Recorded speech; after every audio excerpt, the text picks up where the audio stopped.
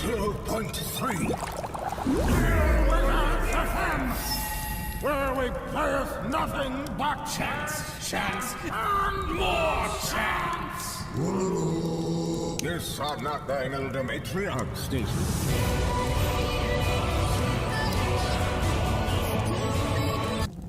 Hello everybody, how's it going? Thank you so much for hanging out tonight and dropping by. I hope you're doing well. Happy Tuesday. We're going to keep working on our Cyber Savage miniatures here. If anybody's curious about what Cyber Savage is, it is a very small scale miniatures skirmish game developed here in the Portland, Oregon area by a couple of brothers. They have just come close to fulfilling their Kickstarter that they ran, and I got the opportunity to play this a few months ago at CritCon here in Portland back in October, and it was a lot of fun. And they somehow found out that I was a local miniature painter. They reached out to me and asked me if I wanted to, if I would paint some miniatures for them. And I said yes, because I enjoyed the game when I demoed it at CritCon, and I picked up a copy of the rule book. And so I've been going through that, and it's been a lot of fun. I got to play in an event in December, and that was a whole lot of fun. And that's where I picked up these miniatures for them. And yeah, so we're gonna keep on working on these. The whole vibe and aesthetic of the game is they refer to it as laser sorcery. So if you think like He-Man and the Masters of the Universe and Thundercats and a lot of those Hanna-Barbarian type of shows where there's lots of bright colors, and you could have a He-Man type of character with a magical sword going up against villains who use laser pistols and things like that, and they're all fairly evenly matched, and it's hyper advanced technology against magic and all kinds of different, that kind of fun mix of genres and technology, and that is laser sorcery. So we're kind of leaning into something that's similar to that color palette that you'll see in Masters of the Universe and other shows where there's most characters are like one, maybe two colors. There's not a huge amount of visual complexity to the models or to the character models themselves, and trying to lean into that whole aesthetic here. So I do want to keep working on the highlights and shadows, because I do think that these miniatures need to not look really flat and two-dimensional. I want them to look good. I want them to catch the light, but I also want to continue to capture that vibe that we're going for. So that is what we're working on tonight. Pushing highlights, deepening contrast in a few different spots with some additional dark lighting, and just trying to get a couple of these across closer to across the finish line, and then we can work on two others. It's 4 total, and we've started 2 last stream, and I've worked on them off stream as well. I showed it to the Cyber Savage guys. I showed a couple pictures, and they really like the direction they're going. They're very happy with it so far from what they told me, which is awesome, which means we don't have to backtrack or anything.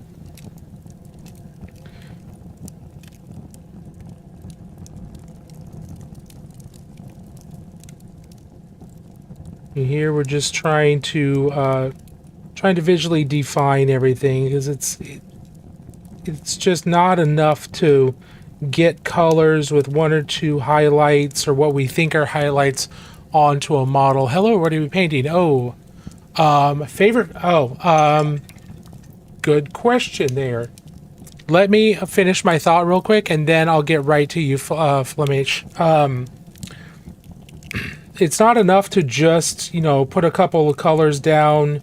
If the miniature is not visually distinct enough with the colors you've chosen, it will appear to be flat. It'll just look flat and not very dynamic or not very visually interesting, which is why we want contrast. We want darker shadows, brighter highlights. We want the eye to not have to struggle at all to see where a detail ends and begins, and where the next detail begins. So that's what we're going to be focusing on. Oh, thank you. I forgot to unmute myself on TikTok. I appreciate that, Flemish. So to answer your question, your first question, we are painting Solar Matriarchs for a game called Cyber Savage. It is based, the whole vibe of it is based around something called laser sorcery. So think He-Man and the Masters of the Universe, or Thundercats. So, hyper advanced technology versus melee versus, magic. And it's a small skirmish scale game developed here in Portland, Oregon. They just finished, or they're in the process of completing their Kickstarter, or fulfilling their Kickstarter. And they asked me if I wanted to paint a couple miniatures for them. So I've been working on these. They're Solar Matriarchs, which is one of their 5 or 6 different, no, 5. Yeah, 5 different character packs. But you can use whatever miniatures you want for this. The whole idea of the game is that you get to use whatever miniatures you want. They just leaned into the whole the whole laser sorcery aesthetic themselves. So that's what we're painting here. We're working on just defining more details, getting more visually easier to read. And to answer your question of what my favorite faction is in Necromunda, man, that's a hard question. I'm gonna say it's the Squats. The Squats are just awesome. They're just really cool. I'm a fan of the Votann too, but the Squats are awesome. I've picked up almost every kit that has come out for the Squats, and then I still need to decide on like a paint scheme for them, and I just want to start working on them. The last Necromunda game I played, I didn't do the Squats. I ended up painting the Palanite Enforcers. So those were a lot of fun, and I've got most of those models. So the uber corrupt Necromunda police, basically. And I painted them up as Helldivers. And I switched their helmets out for Helldivers helmets that I got 3D printed, which is really, really cool. But honestly, just aesthetically, I think the Squats are really, really cool.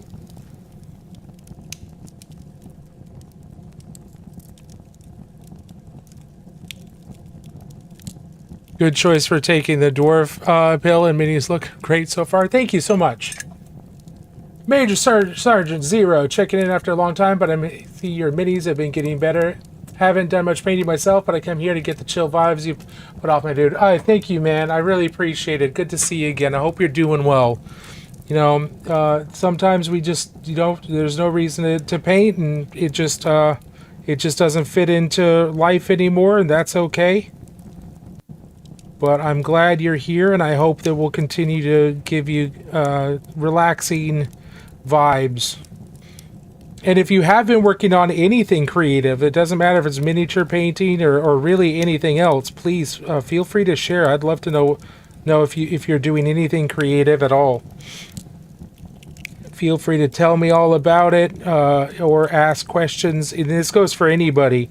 If you're in the chat over on the purple app, we are link friendly over there. So if you've got Instagram or anything you want to show us, anything you've been working on or any other kind of photos, you can put it there, or you can find our Discord and post photos there and let me know in any of the chats, and we'll take a look at those as well.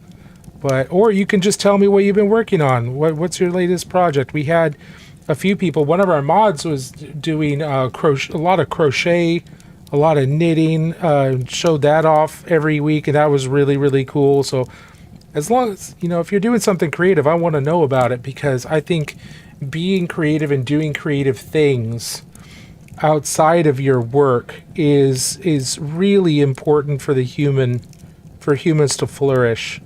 Even if you're not doing it well, even if you're not, not making money off of it, that's fine. You don't need to make money off of your creativity. The creativity it exercises your brain in a way that nothing else does.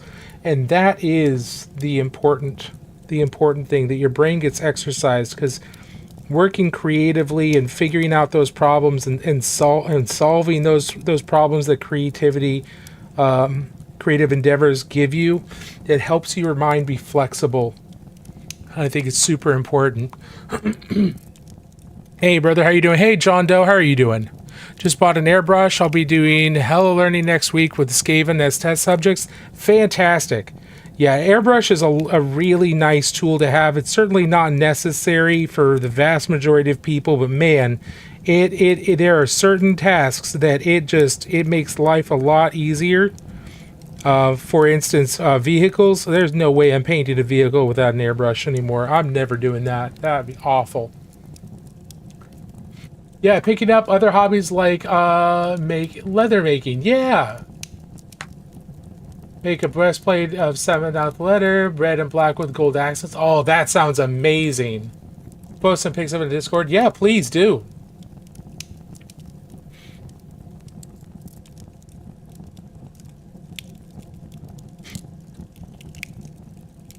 Yeah, airbrushes are super useful. I don't use them right now for a lot of figure painting, or like the main colors on figures, just because I really want to focus on continue to focus on using my brush and just making sure I'm developing and honing that skill. But there are certain things with airbrushes that I really want to get into, things like OSL. Setting up light, like if I wanted to do a moonlit scene, that it would be much more difficult to get that kind of diffuse blue moonlight with a brush. It's certainly doable, but using an airbrush to help get that really thin, diffuse light spread over the miniature in the proper area, that would be a lot easier with an airbrush. And there's certain types of blending that I want to try too, that an airbrush makes a lot easier. One that I've been really fascinated by and haven't really gotten into at all is the idea of putting down your base coat, putting down your layers in some fairly chunky layers, and then using an airbrush with an intermediate color and spraying that along the lines of the layers to visually blend those together. And it's a really, really transparent paint that you're using, and you're just trying to filter it so that it all flows together.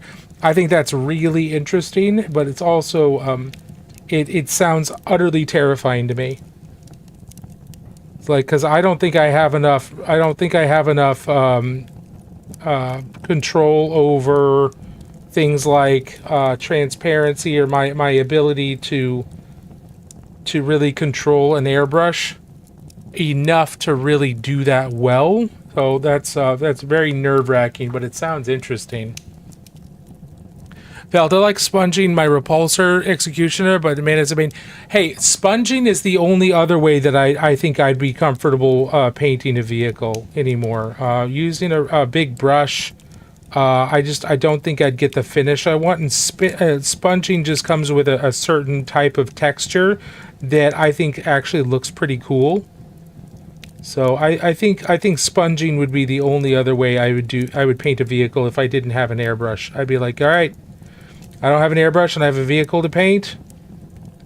To the dollar store I go to get some really cheap makeup brushes, and we're doing this.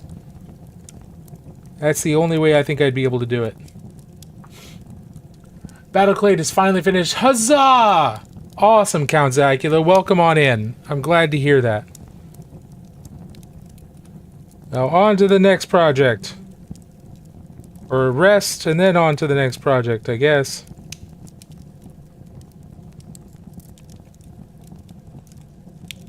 Glad to hear that's done. Now, aren't you also working on some like grimdark themed or grimdark painted Tyranids? Didn't I see you post some really cool looking fleshy Tyranids? Or is that somebody else? I'm pretty sure that was you.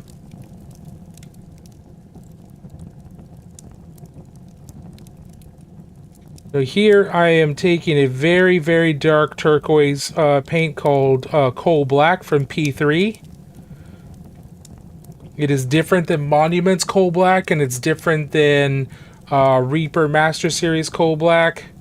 Those are actual blacks. This is a very dark turquoise, or possibly you could call it a very desaturated navy blue, but a little bit greener.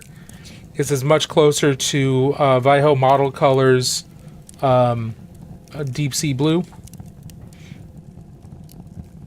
And I'm using that to do some dark lining and adding some dark lines underneath these details, so that not only does it help create a shadow, but that shadow helps to visually separate these details from the surface they're on, so it just makes it easier for the human eye to see those as separate sections.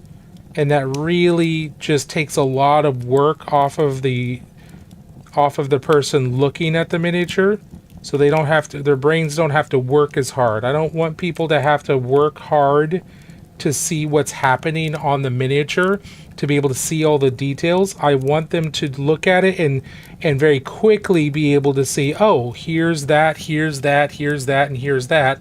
Those are all visually separate.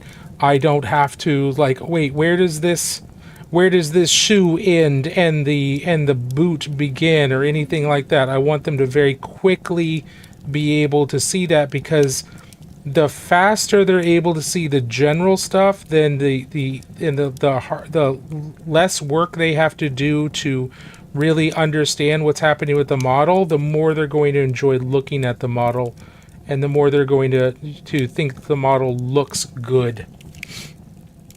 No, I want to alleviate work. I don't want them to have to think about it. I want to be able to make things as visually distinct as possible, while still looking good. Like, I'm not gonna, we're not gonna go like multicolored here, where the boot is one color and the shoe is a completely different color. That would separate, but then it just looks like chaos. We don't want that. We don't want it to look like chaos. We want it to be visually distinct, but also a pleasure to look at. And if you're a newer painter and you're working on your miniature and you've got all the colors down, and then you notice that, like, well, things just don't look as sharp or defined on your model as they do on maybe the GW's box art or anything like that. It is the contrast between it's the contrast between the details that they're getting jumbled together, so they all blend together. Texture gives cool shadows. So yes, absolutely. John, you can find a link to our Discord in my profile on the Tiki Talks. And then there's a couple channels in there, you could throw it in, and then you don't have to stay in the Discord if you don't want to. You could just pop it in there and then leave it and just let me know, and we can pull it up in a little bit. If anybody has anything they want to show off to the chat or the Discord or anything like that, feel free to put that in one of the chats, or if you, or put it in Discord, and then we'll go take a look at it.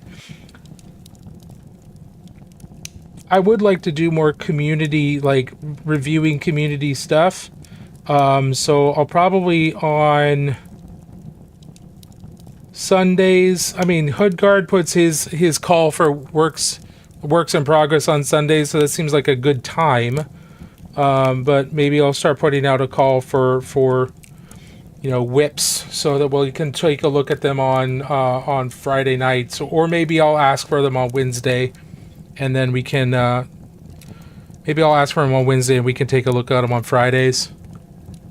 But I would like to see more. And if anybody's worried about getting feedback or unsolicited feedback, I do not give feedback unless specifically asked to. I will tell when I look at the miniature, I will tell you the things that I like about it, and I will stop there. I don't give constructive feedback unless I am specifically asked for it, because I don't want to give unsolicited feedback. I want people to feel safe in just being able to say, hey, I worked on this, I am proud of this, and I just want to show it off. And that is 100% valid. There have been plenty of times where I just wanted to show, hey, I worked on this, I'm proud of it, and then people are like, oh, you should have done this, you should have done this, you should have done this.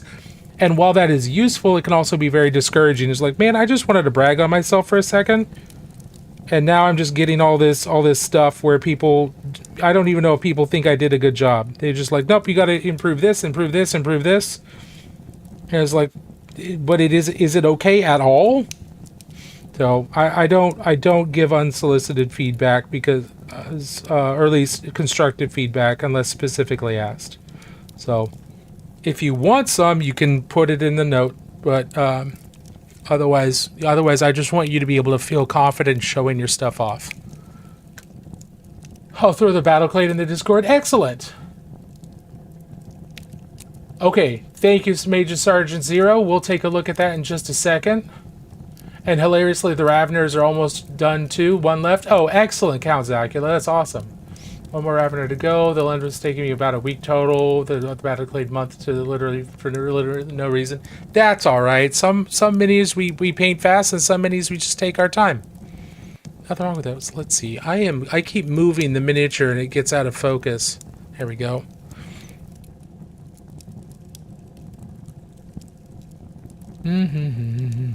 Okay, let's see. So we've worked on helping to push the highlights in a few different spots. We're gonna set this down for now. We're just gonna let that rest. That way I don't go cross-eyed on it. So this is the miniature that I converted for that event, for that Cyber Savage event. And we're going to be painting him up as well. But the place that we played had a giant bucket, or a giant table of bits. Just random miniatures bits.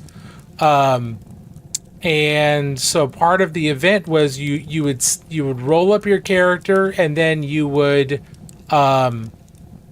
after you rolled up your character, you would go and build your character's miniature. And this is the guy that I ended up building, and he was a lot of fun. His name is Laser Fist, and he has a giant laser-powered power fist there. And he was a lot of fun. So we'll be painting him up as well as part of the Cyber Savage stuff, but we're going to focus on these miniatures. These solar matriarchs first.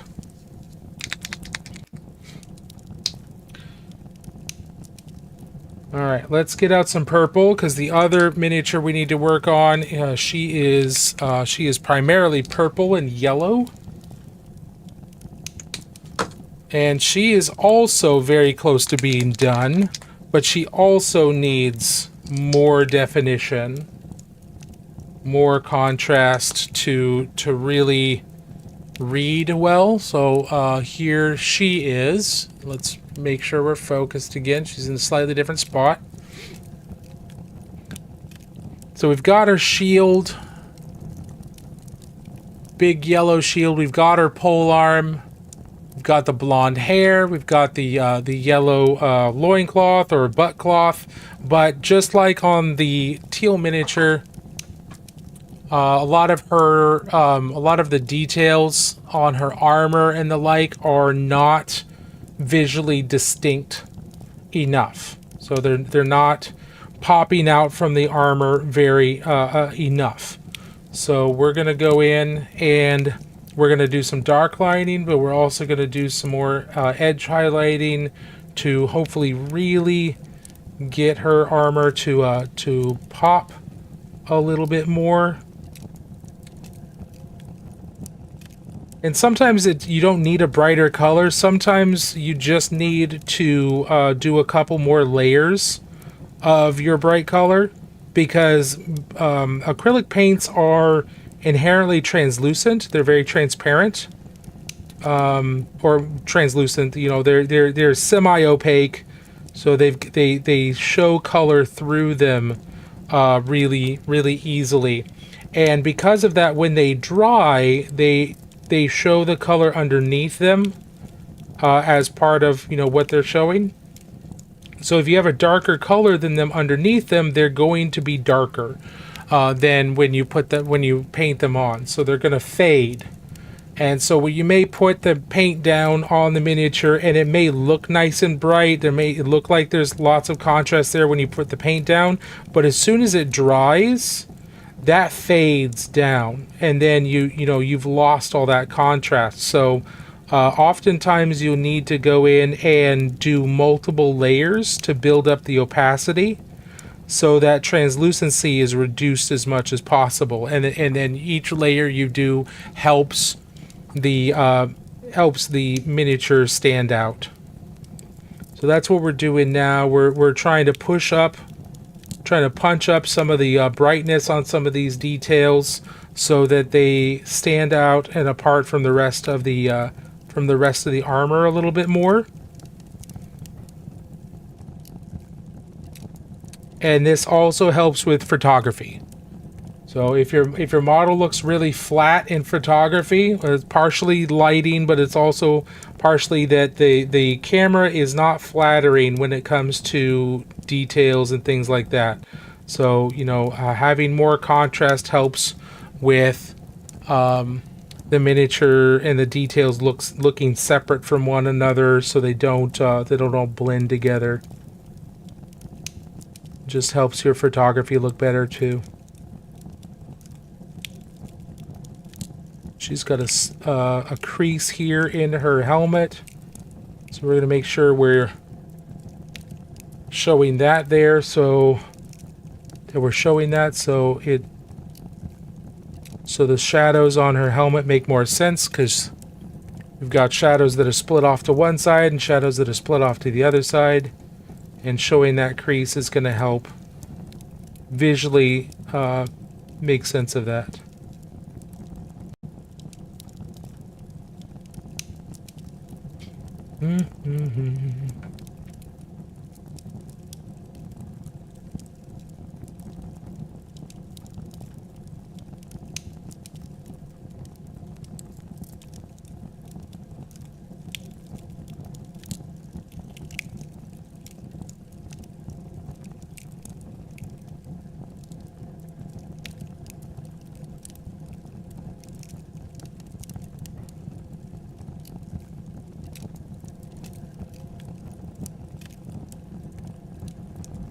And here I'm just giving my thoughts about why I'm making these decisions. Other people might make completely different decisions, so they might explain it a very different way, and that is A-okay.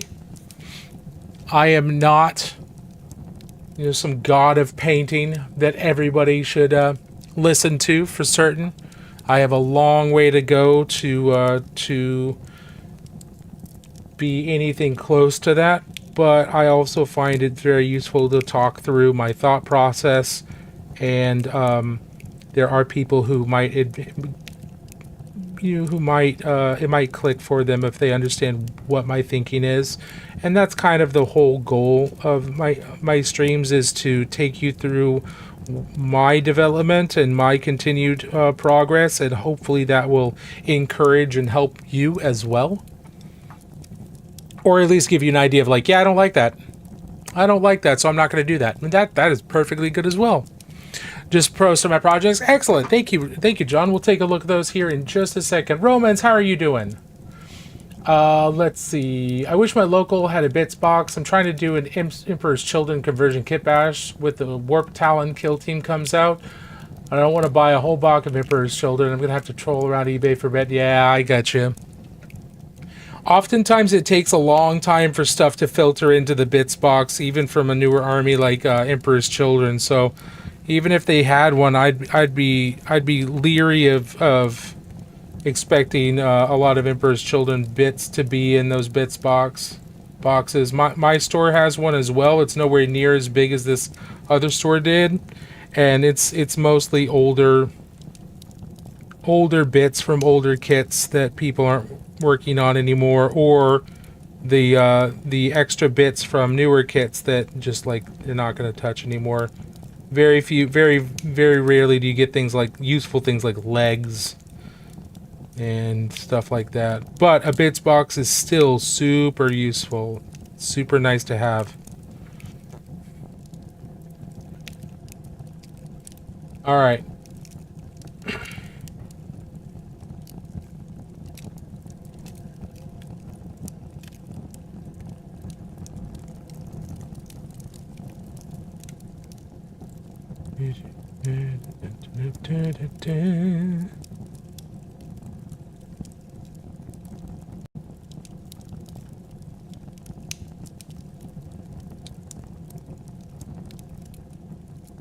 Any upcoming things, any upcoming releases or games that people are really excited about?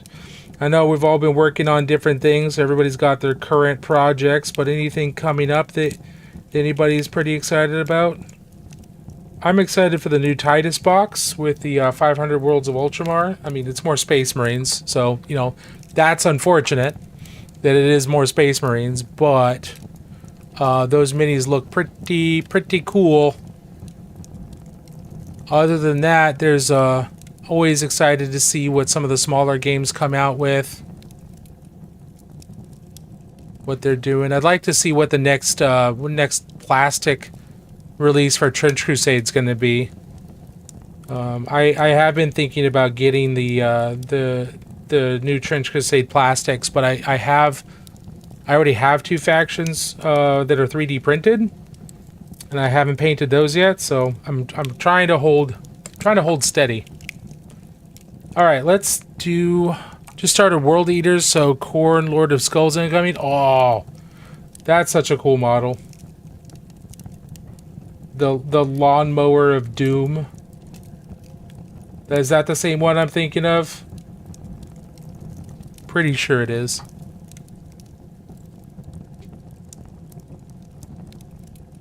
Yeah, I think I'll probably just end up buying the Emperor's Children Combat Patrol and selling off what I don't use. That's fair. That's not a bad way.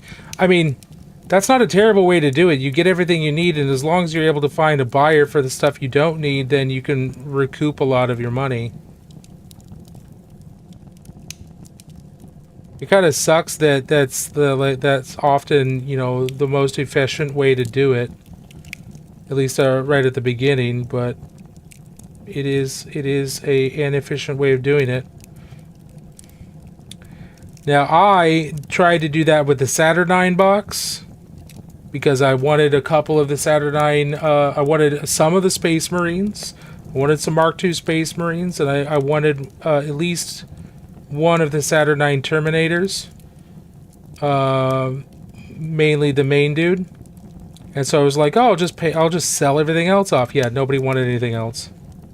One person wanted the Saturnines that I didn't need anymore, but nobody wanted any of the other bits of the Saturnine box. So I'm still sitting on a bunch of stuff that I have no use for. So I will attempt selling them again But sometimes buying the box and then selling off the excess works out. Sometimes it just takes a while, and sometimes it just doesn't work out at all. So that did not work out well for me.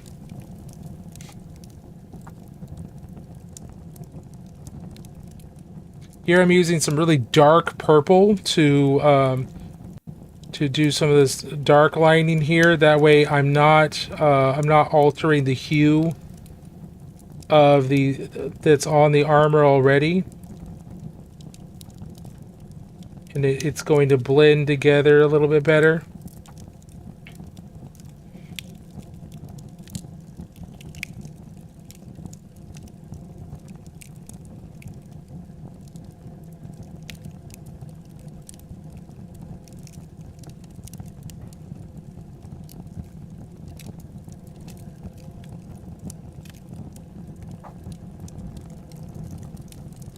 Hey, Pikmin, how are you doing? Man, those pieces you displayed, you put in the Discord, those are great. I hope hope that D&D character went over well with your daughter. I think that was who it's for, right?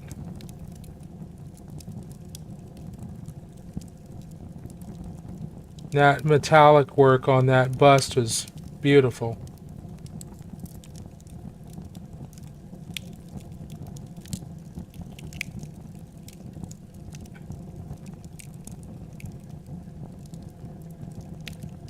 Yeah, if you guys are on the Purple app, here, if you're in there, go ahead, make sure you're giving Pikmin a follow. He is an incredibly talented artist. I do have some weird sound in the background. It is an ambient fire track because I find music to be very distracting, and sometimes I'm not in the mood for music and it just makes me angry. Other times music makes me very happy, but other times I find music to be incredibly distracting and frustrating. So I wanted some kind of background music or background noise, and so I decided a fireplace fit. Also, it fits into the kind of the lore of this channel. I am the Useless Wizard here at the Library of Magic. I was kicked out of the Wizard School of Magic. I couldn't teach there anymore because I'm a useless wizard. They didn't want a useless wizard teaching people magic because that doesn't make any sense. So they sent me down here to the Great Library, where I watch over the magical library and keep guests and students such as yourselves company, talking about all kinds of nerdy things while I work on my tiny little dollies with my magical inks and paints and the like. And we just hang out and we have a good time. And we're just here in my office hours after the main library is closed. So I've got a fire going in my fireplace here in my study. And we're just hanging out. First time I heard fire before I see it. Yeah, I've got a light effect over here that used to be bright enough that you could see the fire like on the side of my face, but I think I've altered my lighting in such a way that it is not bright enough anymore. So it is being overwhelmed by my other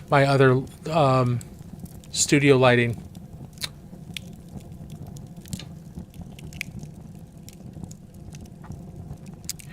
R-Shift, yes, you are correct. Necromunda has its own game, but it is in the same world as Warhammer 40,000.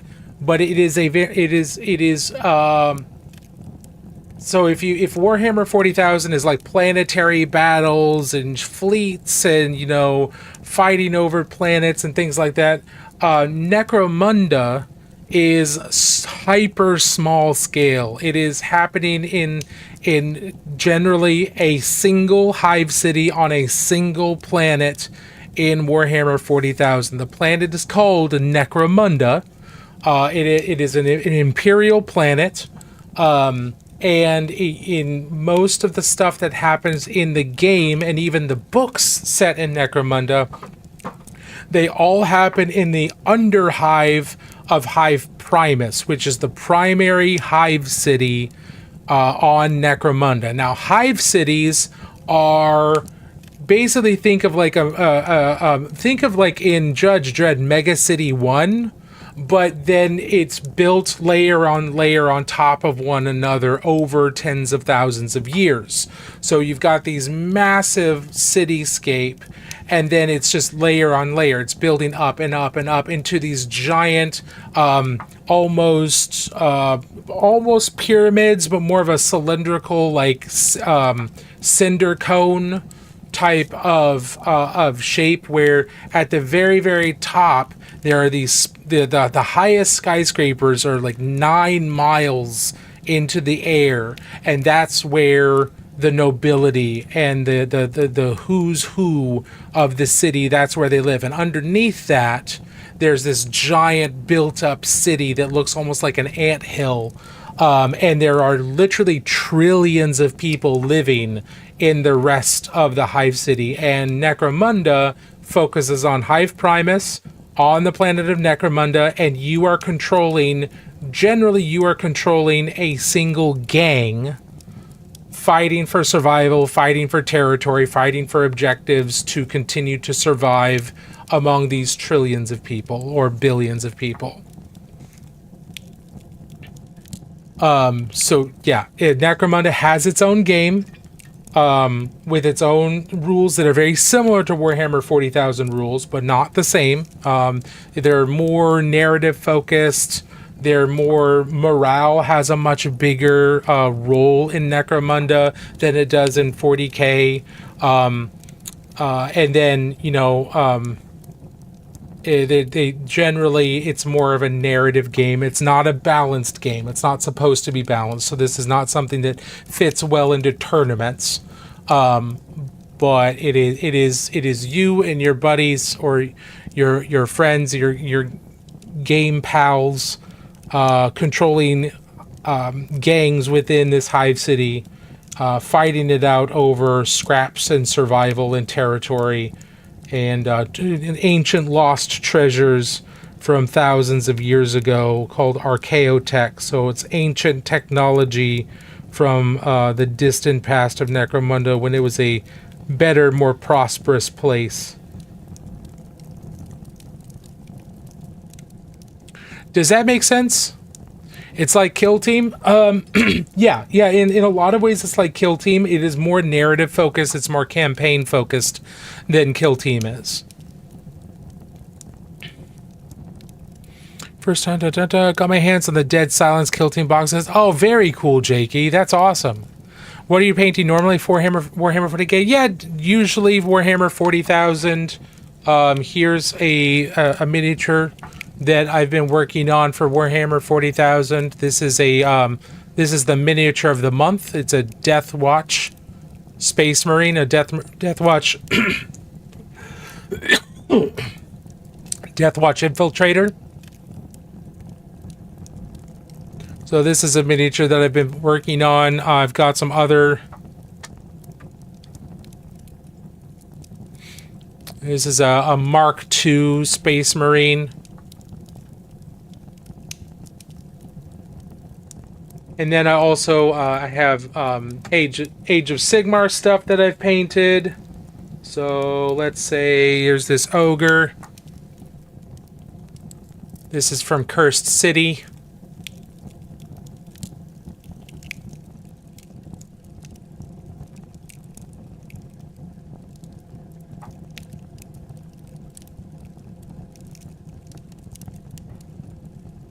Let's see. Then there's other minis that for like D&D and stuff like that that I painted as well.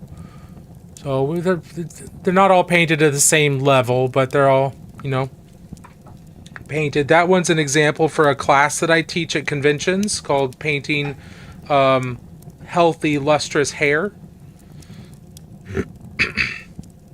As ironic as that is, I am fully aware of the irony of me teaching a hair painting class, but I do have a glorious beard, so there. The non-metallic metal is great. Thank you. Appreciate that. Okay, so we've got ads in 10 minutes. When the ads are done, we're then going to look at people's stuff that they put in the Discord and any links that people put in the chat. Casanova, how are you doing? Casanova, you may indeed ask me a thing. I'm sorry I missed it. More in it just now. Did the skin today? That's awesome, Pikmin. Yeah, sorry, I'm not able to answer everybody's question in a really, really fast way. So let's see. I also ended up getting my hands on Dead Silence. It's up next after I finish the Tomb World, so I can get it finished before the Sisters of Warp Talons box come out. I'll be fully caught up. Nice.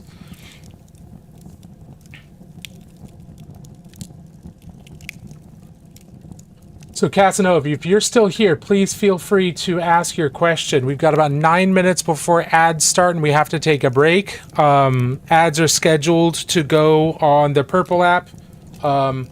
So you know, I take those, I make those ads every hour for 3 minutes. So when that goes on, we'll take a 3 to 5 minute break. I won't be painting, so nobody misses anything.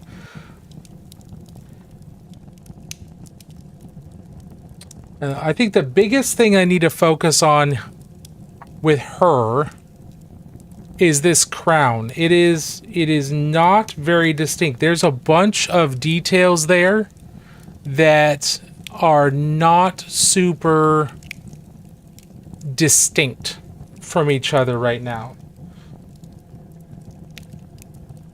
So that is something I'm going to need to look into addressing as part of what we're doing here. So where's that light umber? Here we go. Actually, dark umber is probably going to do it best. Let's get some of that out because there's some dark lining that needs to happen there. And then once I do the dark lining on the crown, then we can look at neatening up the other colors or the other surfaces there. But right now, these different details are not distinct from one another.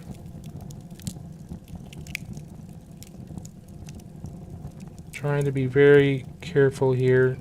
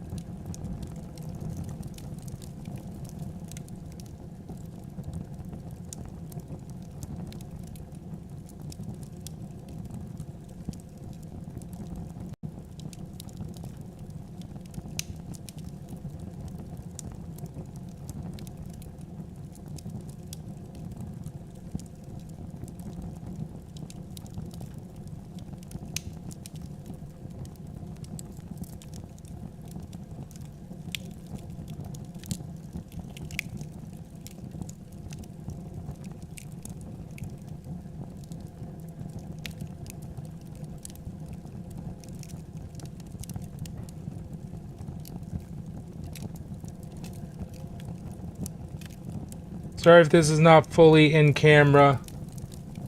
Try to get that back into the camera. Are they all painted the same color, or sometimes you get creative? Oh no, I get creative all the time. The only time I paint them the same colors is if they're part of like an army, or they all need to be in the same colors. But let me give you some examples here of one of the other matriarchs that we're painting here. A second. Okay, that is more defined.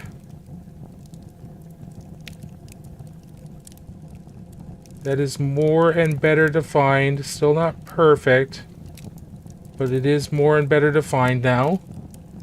And then we'll work on that. So here we've got her, right? She's got her purple and the yellows.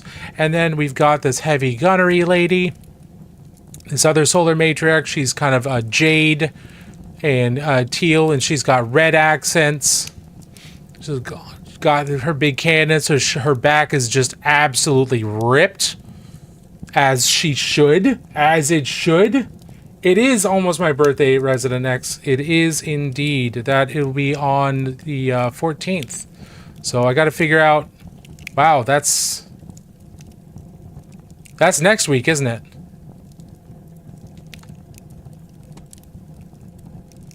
It is next week.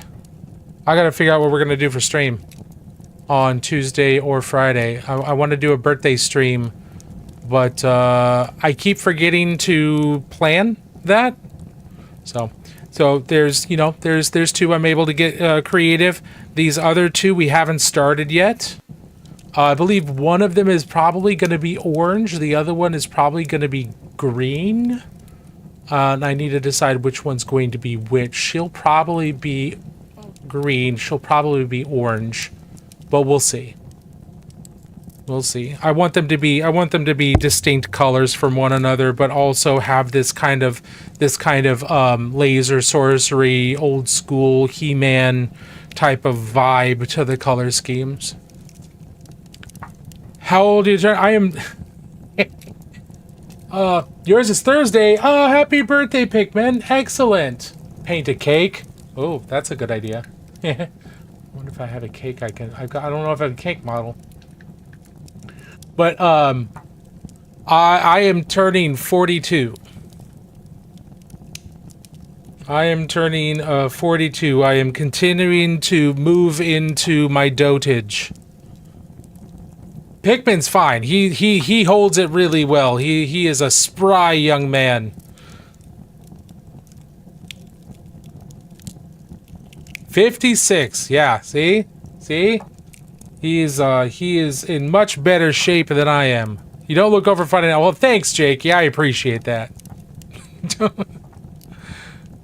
Don't look over 49. Oh, 40. Well, I appreciate that, but it is true that I am indeed over that. 40 plus brothers. Hey, Badgetter, how are you doing? High five as our bones pop. Yeah, exactly.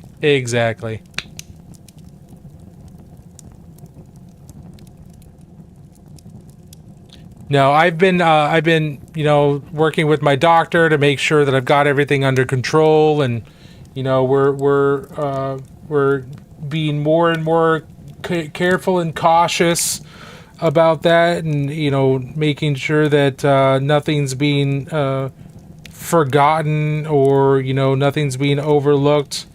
Was not a healthy young man. Was overweight most of my life, still am overweight, but, you know, we're working on that finally. It's never too late, really, but I mean, it's certainly too late for certain health conditions. But I feel good. I feel good about where I am at the moment.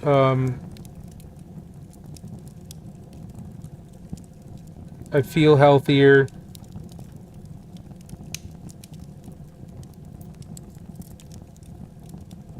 I'm too invested in Magic the Gathering to ever play Warhammer, but man, I'm dying to paint minis. Hey, don't worry about playing the game. You absolutely do not need to play the game. Tons of people just paint the minis. They'll buy one mini and they'll just work on that. You know, there's tons of ways to enjoy the hobby, and there's plenty of non-Warhammer minis too. 3D printing has made it really easy to get all kinds of different miniatures, whether it's fantasy or sci-fi or anything like that. 3D printing's made it very easy to get that.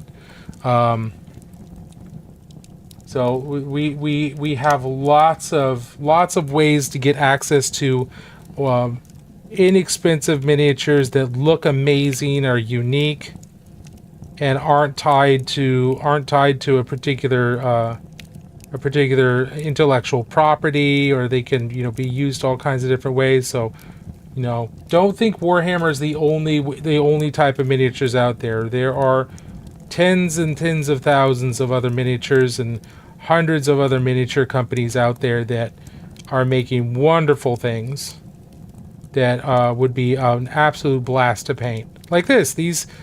These miniatures here are sculpted by one of the brothers who developed Cyber Savage, and they're 3D printed. These are 3D printed minis So the brothers who were working on Cyber Savage, they wrote the rules, they play tested them, and then one of them sat down and he sculpted these miniatures himself. And they've got them in 3D print, and they're part of their Kickstarter. I now have the STLs, so I could get these. I could get as many of these printed as I wanted to. Like I backed the Kickstarter, or I did a late pledge and backed it and got the rule book and got all the STLs, and this is just some random dude. He's not a miniature professional. I mean, he is now, I guess, but he wasn't that I know of. There's so many ways to get into this hobby that don't require Warhammer. Okay, ads have just started. We're gonna take a break here for 3 to 5 minutes. So we'll be right back. Please stick around. Once we get back, we're gonna go take a look at other stuff people have been painting and posting in the Discord and in the chat, and we're gonna see what other stuff people have been painting. I'm actually pretty excited about it. I know for certain that there's gonna be some awesome stuff in there. So stick around for the next 3 to 5 minutes, or go get some water. That's what I'm gonna go do. Use the restroom, and then we'll be right back. Thanks for sticking around, everybody. And if you don't stick around, I hope you have a wonderful rest of your night.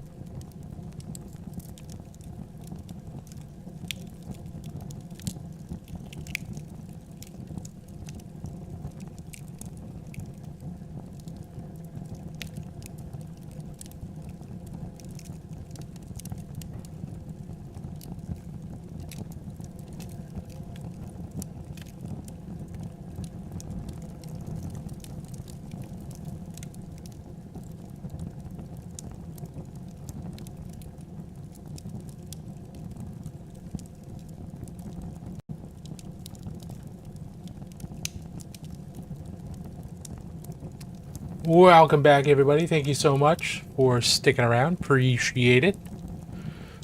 Jakey said painting, reading, playing, gaming. I think Magic has even Warhammer cards. Yeah, there's the Commander decks that came out for Warhammer 40,000. But yeah, Warhammer and the hobby in general have so many different ways to be involved. Warhammer specifically, there's the books, there's the game, there's the models, there's the shows, and hopefully soon we'll have even more shows with Henry Cavill and Amazon. So there's lots of different ways to be involved and enjoy the hobby. If you like Warhammer but don't want to get into the game, totally fine. There are tons of ways for you to enjoy the hobby that don't necessarily require a lot of money. Because yeah, the miniatures are super expensive.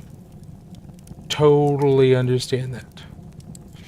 And when I stopped working at a card shop, because I worked at a card shop for a little while, I had to choose between Magic, my cardboard crack, because I was playing Magic at the time, because I needed to know how to play Magic to work at the shop, and then also I had to choose between that and plastic crack. I decided to stick with the plastic crack. Yeah, Resident X Girly over on the Purple app, she was my coworker and still my good friend, as is Bad Cheddar. Yeah, it was great to work with them. Our boss is much better now. My former boss was much better now, but there were a few times where I thought very strongly about quitting.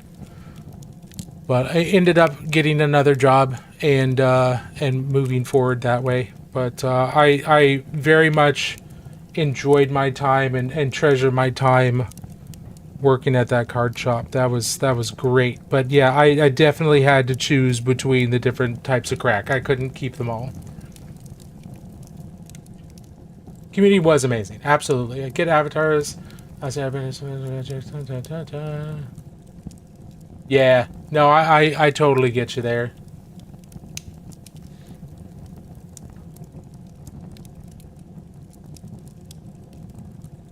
It is paper Fortnite. Magic is kind of paper Fortnite. 100%. I totally get that. Twitch, TikTok, I don't understand why you think there's inactivity. I don't get that. Alright, so let's see. Need to keep neatening things up here at the very top. She's got a bunch of smaller like pyramid shapes on the back of her crown. I think I've got them picked out. I think I've also messed up on a couple spots, so I'm gonna come in here with standard yellow and see what I can do to clean this up and make this a little bit easier to read.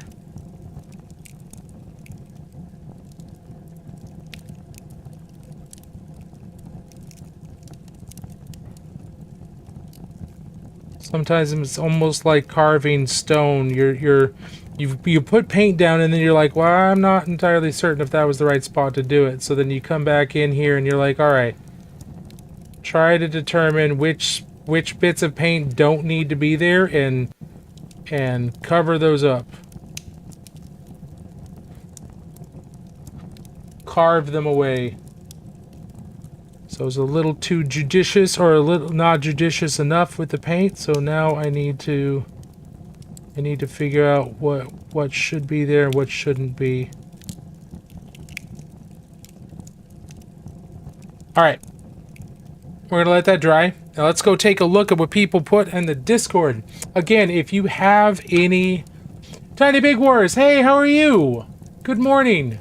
I'm off for the night. Thanks for the good vibes. I hope your brush paint's true. Good sir. I hope you catch again. Hey, Sergeant Zero. Thank you so much for hanging out. I'm sorry it took a little while to get to looking at everybody's stuff, but I wanted to make sure we had plenty of time.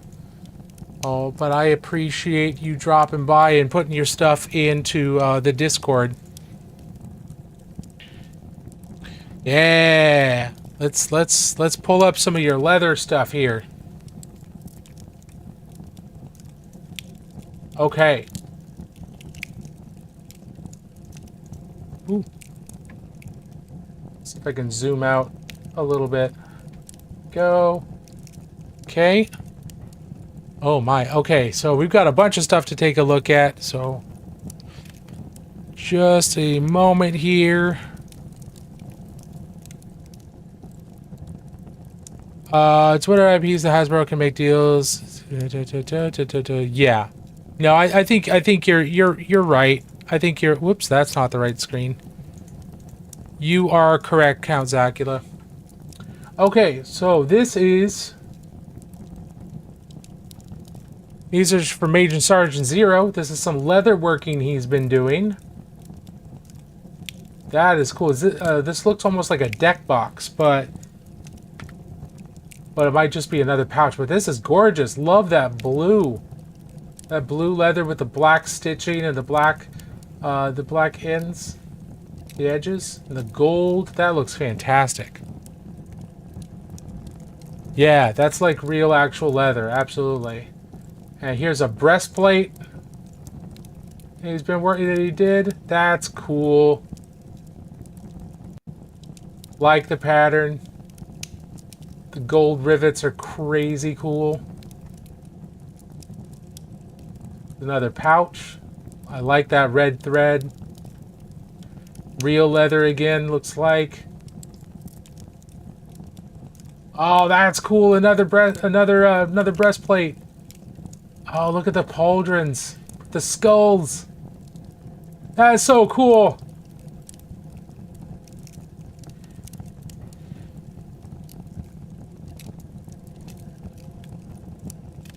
I need to go to a Ren Fair. I keep forgetting to go to Ren Fairs. Because there's a couple here in Oregon and I never get to go. I never make time to go. I'm so fucking time blind. Excuse my language. I am so time blind that it starts the season out like winter. Like, oh, I'm going to go do this winter. I'm going to go do this. And then the next thing I know, because I don't make plans and I don't write them down, the next thing I know, the season's over. That's what happened in fall. That's what happened in summer. It was at the beginning of the summer. And I was like, I'm going to go on hikes. I'm going to go check out Multnomah Falls. I'm going to go do this. I'm going to go to the beach during the summer. And then summer's over. And all the Ren Fairs are done. And it was like, oh, I should go to a Ren Fair this year. It's like, oh, the last one just closed. Okay. I didn't realize summer was over. It's like, I'm so time blind. It drives me crazy. Because I don't think about it. I don't think about it when it's not actively presented to me. I don't think about it. Sorry, this is just me venting about my own issues. All right, let's go grab some other stuff here.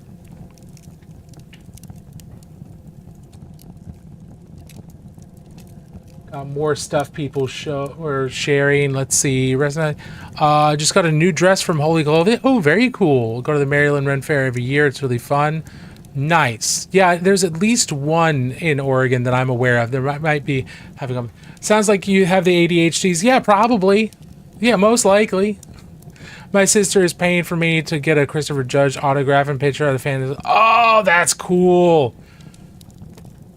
You know, Christopher Judge went to college here in Oregon. He's a football player.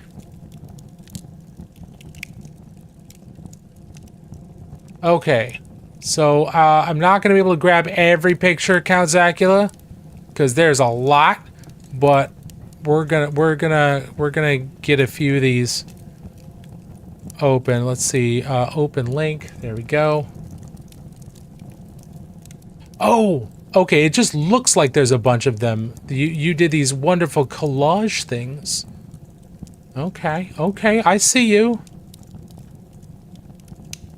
I don't know if I'm going to be able to get through all of these. but I'm gonna grab representations of all of everything. These are cool.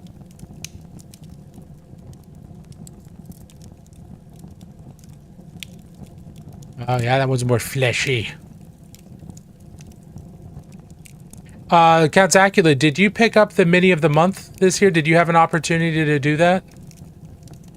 Because it's a Battleclade Servitor too. I think it's one of the more fleshy ones with the stubber and the clampy hand. I think you might already have it, or you have one that's basically the same. Okay, and then Lord Ascender, we're gonna take a look at your stuff here after we take a look at Count Zacula's here. Screen share, screen share. Oop. Look at that. Look how gritty and grimy and dirty and dusty these look. God, it's just the weathering on these looks great. You've got the actual hazard stripes in there, and then you did the grime and weathering over them, so they're worn down and peeling off properly. Nothing's overly shiny. There's just tons of texture here. That looks great.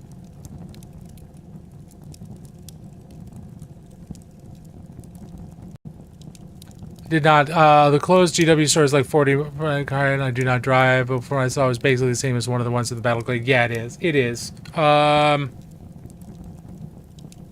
didn't realize it's the same, but I picked him up and I put him together. He's pretty cool. But yeah, I think he's basically this guy.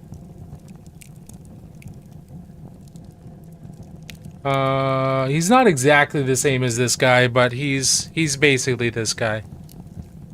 This guy's got armor up here, and he's got both sides of his skull kind of stitched together. The one that I have, the face is the same, but there's an armored part up here, and there's no shoulder pad. But it's basically the same. But yeah, this looks great. Again, love the texture. Is this all streaking grime or using dirty down or anything like that for the rust? Love the leaking lubricant out of the bio plug there. Yeah, real gritty, real grimy gritty. Here's another one. Love the number underneath all the dirt and grime and the buildup of rust around the rim there. Love this face. Rust is enamels, Sector Rust, and Ex Machina from the Grimdark Compendium. Gotcha. Well, they look fantastic. They look great. I like the way you got nice bright colors in here, but those colors are also toned down by all the enamel work and all the weathering. So you've still got those punches of color, but they still look like they're part of all of this. Yeah, these are gorgeous.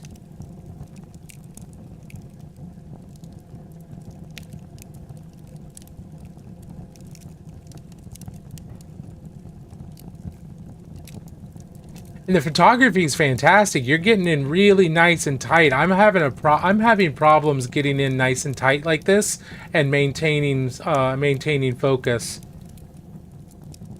These look great. Are you taking these with your phone, or would you have a full-on camera? Because what's nice and sharp is all in focus, and these nice close-ups. I'm having problems getting my phone to do that. On your phone, yeah. I got to figure out what I've got to do wrong. I need to play around with more of the pro stuff, more of the pro settings.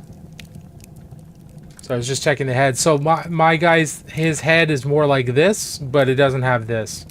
It's still a full hemisphere. And then we've got these arms. Now, are these magnetized? Is that what we're seeing here? You've got these arms is magnetized for Flamer versus Stubber. Yeah, these look great.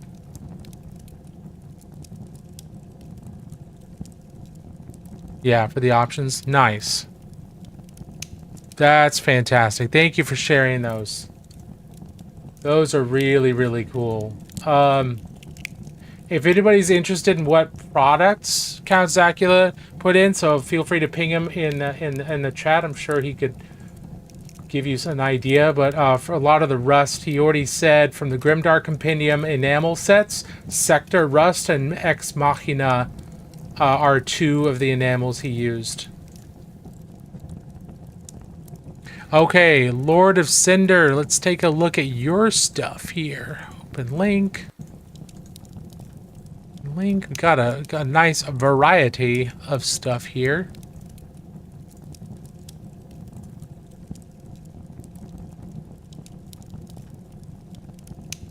I don't know if we're gonna look at everything.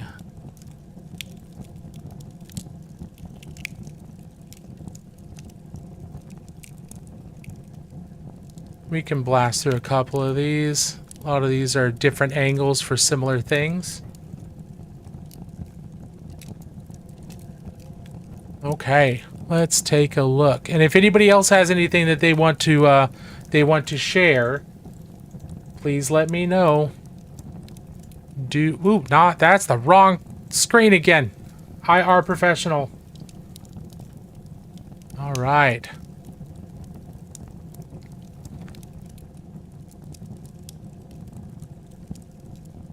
Yeah, absolutely. This is your stuff, right, John Doe? Is that my? Am I correct here? Want to pick up one of these tanks so bad? Yeah, they're really cool. Yeah, these are cool. These are yours. All right. I love these colors. This sky kind of like light gray blue, but sky blue with the orange. Great color choices. Go well with the grays and blacks. I think that looks really, really cool. Okay, awesome. Thank you, Pikmin. We'll take a look at those as well. That looks fantastic. I'm liking that a lot. I see you're using the sponge here, so you've got different sponge textures here, and just look how smooth and how interesting certain areas are with the different amounts of sponging. Like down here, it looks like dirt, but that's just sponging. That's you know, using sponges to paint big vehicles like this. That's a really cool idea. And here, gorgeous Space Wolf Dreadnought. Look at that. Love the detail work on this. Love all the details, the skins, all the carving, the embossing on it, the gold against this blue are beautiful.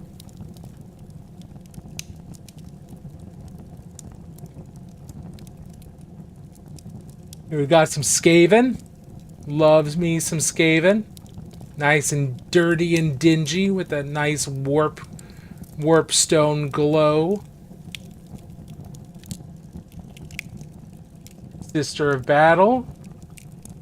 Let's see. I have her. I haven't painted her yet. I'm trying to remember. I can't remember her name.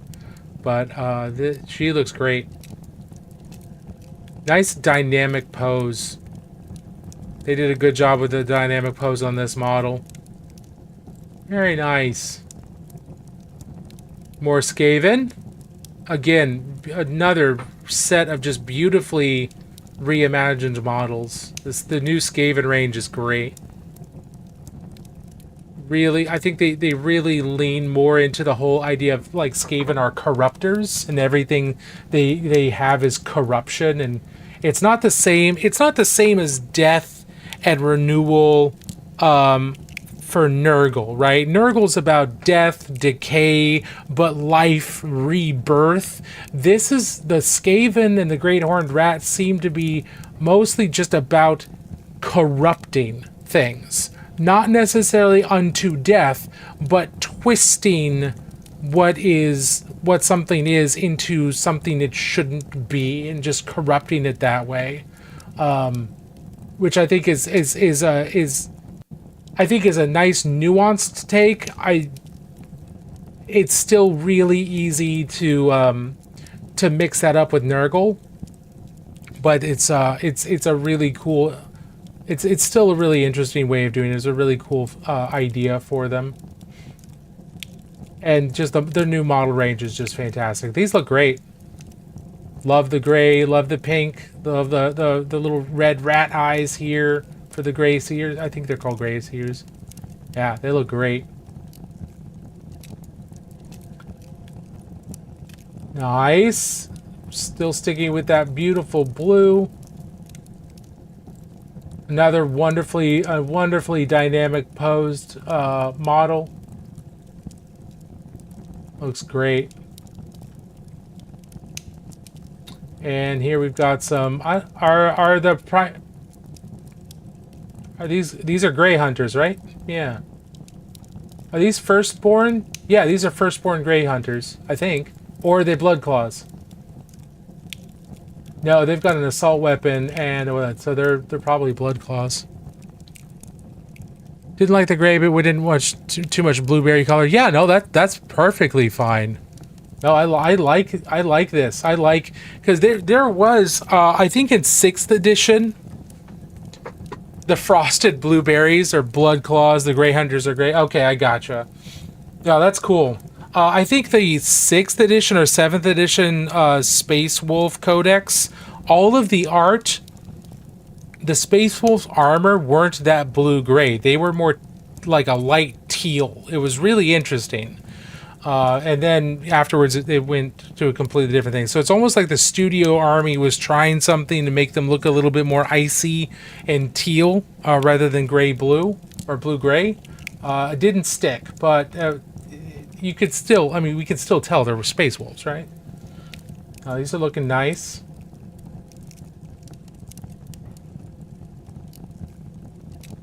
Ooh. Oh, that's cool. Man, they got some drip, don't they? The Space Wolves have some drip. I wish more of the other Space Marines. They're getting there. They're getting there, but I wish more of the other Space Marines were as drippy as this. The Dark Angels definitely have some nicer, drippier Marines. The Blood Angels, they're not quite there, but they've got some nice stuff.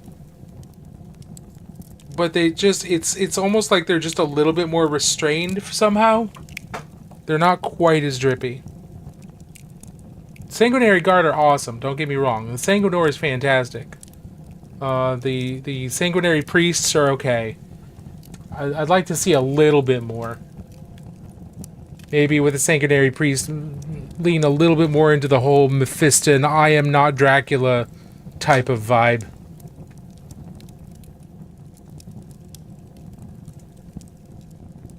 Okay, so we got those, and then we'll take a look at Pikmins here just a second. Oh, thank you all for being here. I really appreciate it. I hope you're all doing great tonight. Just to give you an idea, a reminder of what we're painting, we are working on some Cyber Savage miniatures here. Right now we're going over different things that the community's been working on, different projects they've been doing, wanting to show those off. But tonight's main project has been working on these Cyber Savage miniatures for the game Cyber Savage. Think laser sorcery, think He-Man and the Masters of the Universe type of vibe. So we've been working on refining these and making them more readable when it comes to their colors. We've got at least one more group of photos here from Pikmin.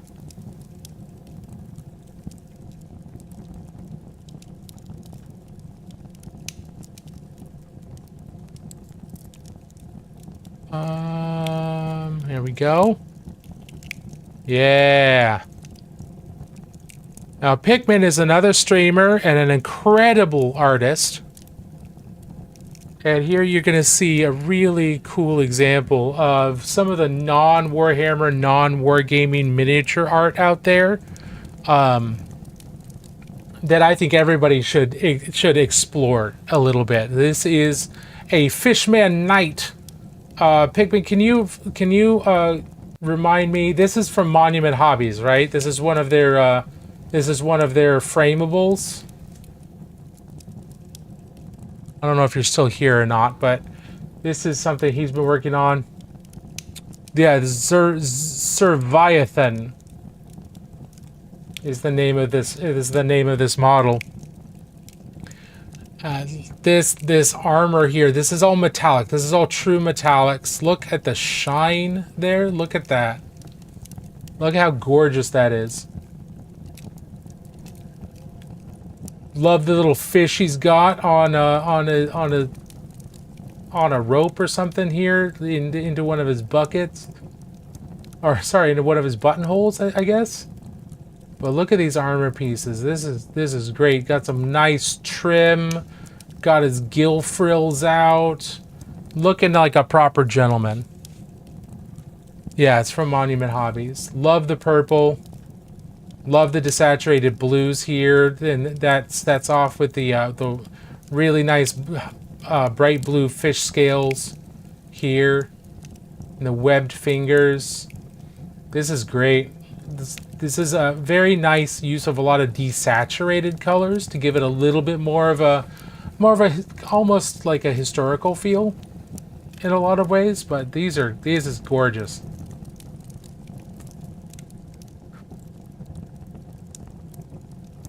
Oh, here's a side shot here. Now these framables are from Monument Hobbies, and they are 2.5D, right? So they're on these backdrops, and they're just a raised, basically front half of a miniature on this backdrop here.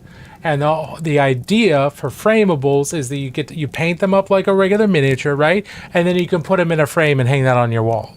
Or put it in a frame and put it on your in your display cabinet. That's why they're called framables. But a lot of these are used for classes. There are academic busts and similar things that people use. Here's one that I've got that is part of their academic line. So here you've got the front half of a bust, and then it's just it's plain on the back. So you're not painting you're not painting an entire model. You've got a backdrop that you can paint, and then you're just working on the front and the side. So it kind of limits, it cuts down on what you need to worry about, and just gives you some more limited angles to think about. But it's a really cool idea, and these framables that Monument has are the same idea, but they're meant to be display art pieces.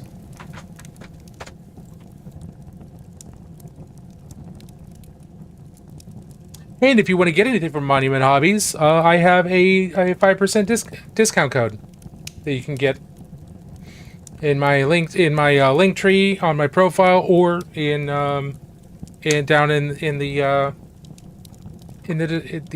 about section. Otherwise, that's just, if anybody wanted to get anything from Monument, you can use that, and gives me a teeny kickback, helps support the channel, but is certainly not required or expected. This is another angle here, so this is gorgeous. I really like the fish scales. Like how the light, you can see the light is kind of coming down from, I think, from up top, because this is set like a portrait, right? So he's like a sitter for a portrait. So they'll have the light coming from the top or off to a slight angle, and he's sitting there in the chair for hours while the painter is doing our sketch and then doing the painting. I imagine he's had to drink a lot of water. He probably got really parched while sitting for this. But I like how the light is set up. You're setting it up just like a regular painting would be, rather than something more dramatic. And I like that. I like that approach. You have the female warrior with the axe. Yeah, that's a good one. Yeah, this is really, really cool. And are you going with cool light? The light looks neutral, if not slightly cold. I'm not maybe I'm reading it wrong, but I'm not seeing a lot of warmth in this, and I'm probably reading this wrong. I'm still so not good. I could see how there's some warmth maybe in some of this, but I could be wrong. Is there a particular color temperature that you're going for the light source, Pikmin?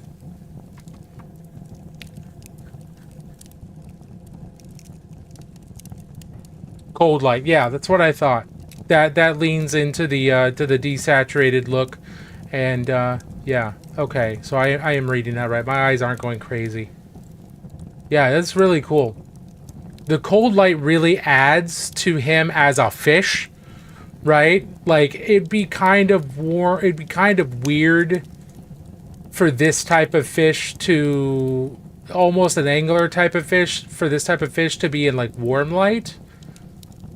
But just the overall cool tones of this really fit him as a fish. I like that a lot. The background would be underwater. Perfect. That's awesome. Yeah, y'all are great. Thank you for showing those off. I really appreciate you taking the time to post those. We'll try to make a call for those again probably next Tuesday, and then we'll see whether or not we're gonna show them off. I don't know if it's gonna make it a regular thing on Tuesdays or if we're gonna try and keep it on Fridays. I don't know, but thank you all for showing off your stuff. I appreciate it. I love seeing what y'all are doing, what y'all are working on.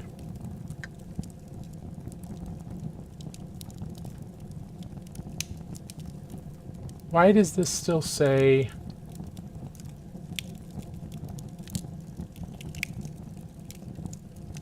YouTube? What are you doing? Okay. That was weird.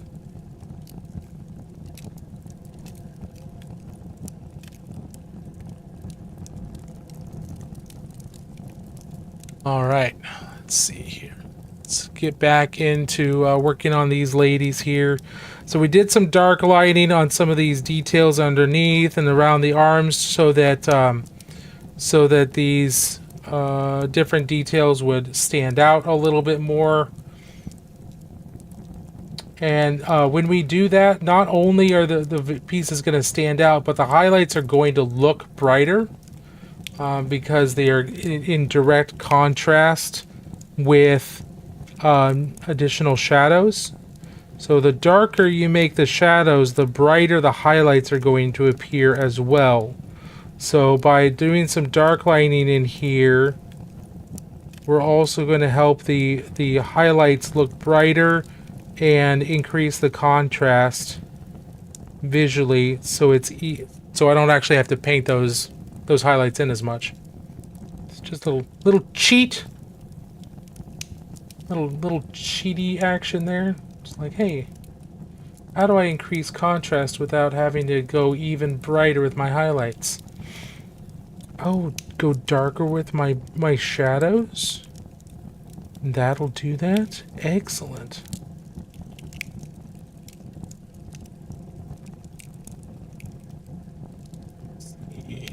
Now, one of the other things I'm using here is I'm using some medium from Yosonia. It's a paint company down in Cali. The medium's called Magic Mix. It's a mixture between I think it's matte medium and some flow improver and some slow dry. I like this medium a lot because it helps me if I'm doing glazing or anything like that. It just gives me a little bit more working time, but it also helps the paint be a little bit more transparent. So when you're glazing, you're working with transparency there a lot. So oftentimes you're going to thin the paint out really, really thin, so that when you put the paint on the miniature, it's even more transparent and it flows and it's very thin. But sometimes you need it to be really thin and transparent, but you can't get it there without breaking the paint, and the paint won't bind, it won't flow right. It's been too thinned out. A way that you can combat that is using matte medium or some other type of medium like Lamia medium from GW does that. There's a bunch of different mediums out there. They all have slightly different characteristics. I use a lot of Yosonia's Magic Mix, and it just lets me get the paint to be more transparent while keeping the paint feeling like paint, because medium is basically blank paint. Matte medium is acrylic paint without any pigment in it. That is basically what it is. And what that allows me to do is add that to an existing amount of paint, and that thins out the pigment and the opacifiers in the paint, so that it is more transparent. I've already said that, but I'm trying to explain it at a little bit more of a mechanical level. And what that does is it means it still feels like paint. It's not going to feel like paint water. I can control the paint better, but it's to a more transparent state, which helps me with glazing and helps me with other forms of blending. So everybody approaches using mediums very differently. I tend to mostly just use water, but in certain circumstances, I'm finding using a medium like Yosonia's Magic Mix is really helpful. Now, there are other people who swear by Lamia medium by Games Workshop.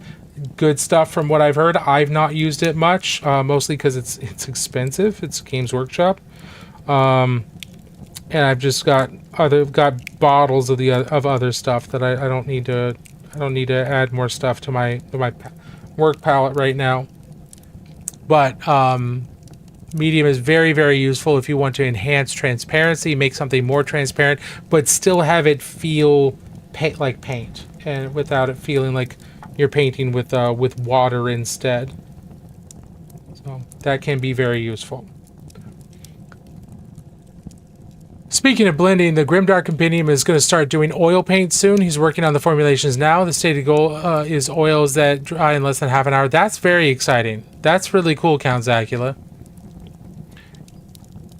Yeah, making oils more approachable for more people is probably a good idea, especially for weathering and things like that. The only reason I don't get into enamels and oils and stuff like that right now is I don't want to have to deal with the extra chemicals and the cleanup and everything. And I know that's just me being lazy, but I just don't want to have to deal with thinners and things like that other than the stuff I've already got. But I do not deny their utility and the advantages they bestow. Totally understand that.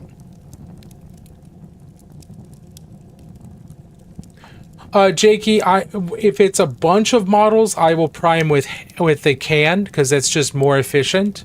If it's a small number of miniatures or a single miniature, I usually prime with an airbrush.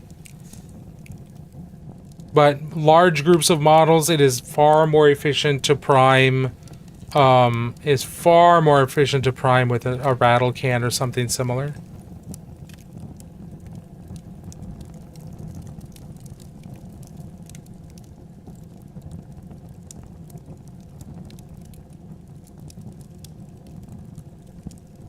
It is just so much work to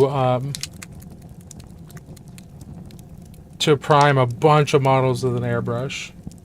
So if like I'm prepping for classes, like I'll be teaching 3 classes at Adepticon. So come February, I'm gonna need to start prepping my class materials, right?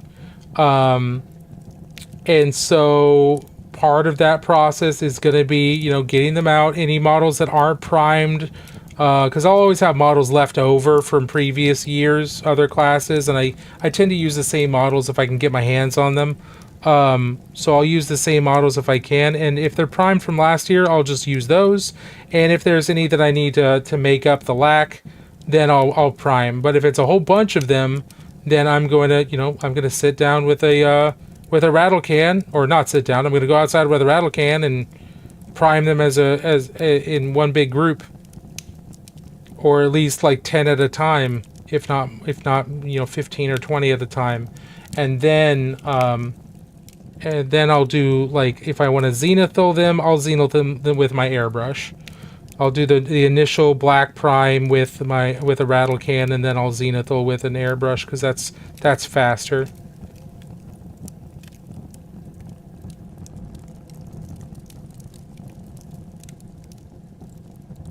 Now this young lady, this matriarch, I'm gonna paint orange.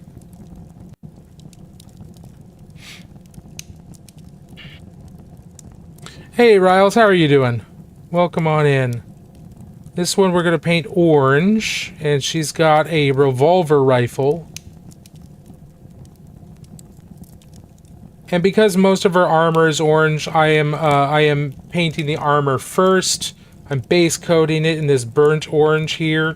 Now, if there was a lesser percentage of armor, and maybe like it was a more even distribution of armor and cloth and things like that, then I'd probably start with her skin first, because I tend to like painting from the inside out.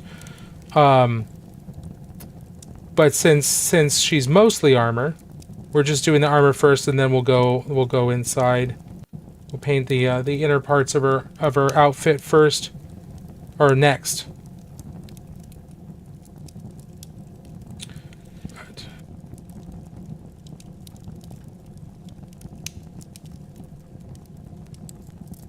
Here I'm using just a bigger brush. It's like a size 5. I'm doing well. Good at the moment. Just mostly finished my first Necron. Oh, that's exciting. Very cool. Did you what colors did you paint him? Is it the standard colors, or did you go with something different?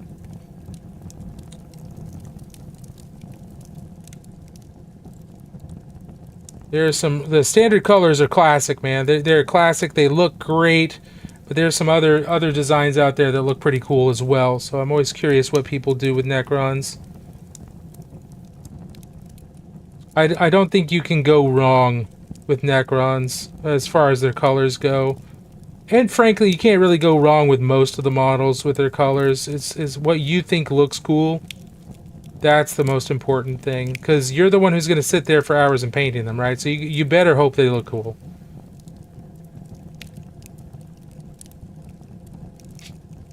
Standard with a white stripe down the center of that. Oh, that's very cool.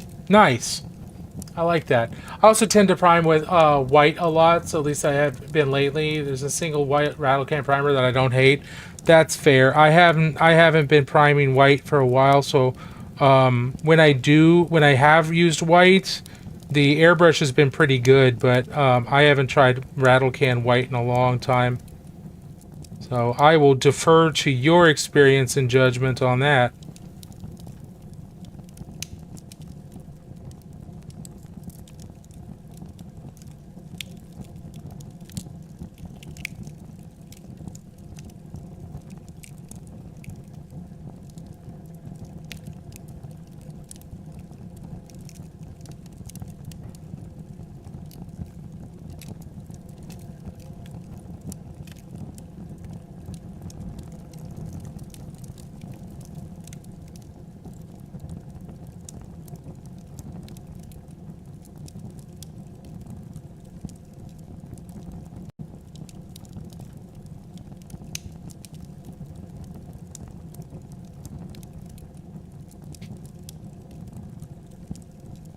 Prime with black and dry brush them silver. Yeah, nice, straightforward way to do that.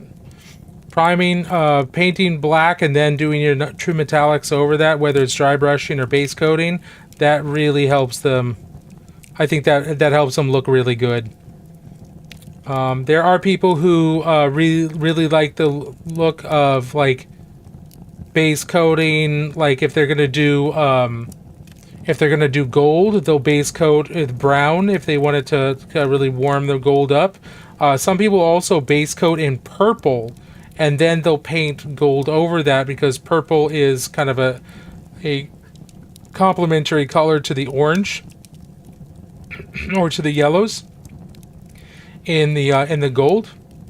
That can look really good too, but you know, having a darker or colorful undercoat for your metallics really helps.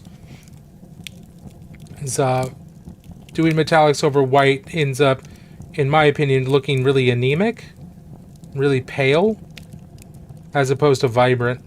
Whereas other colors going over white, they always look really vibrant. Metallics don't look great over white, in my opinion.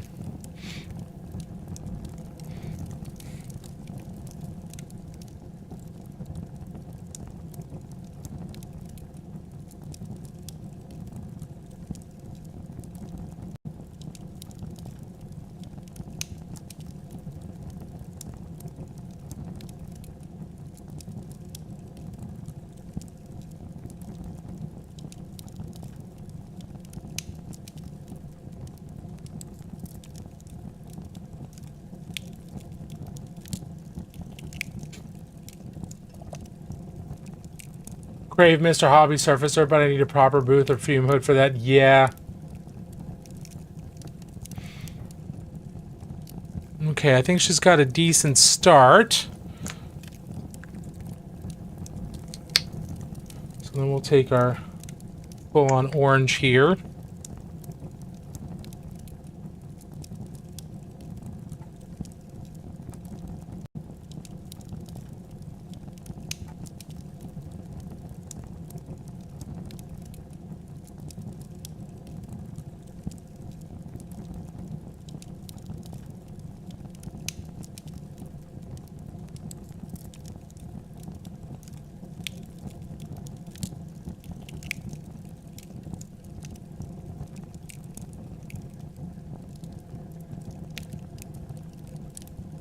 Now you see how that paint went down into the orange paint that I'm using. You see how that went down into the areas in between the details on the armor rather than staying up on top. It's because I had the paint too thin, or there was too much water in the bristles.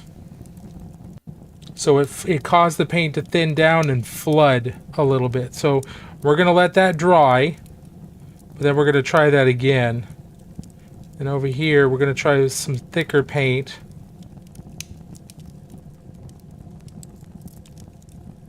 That angles down like that, and then it'll come down like this.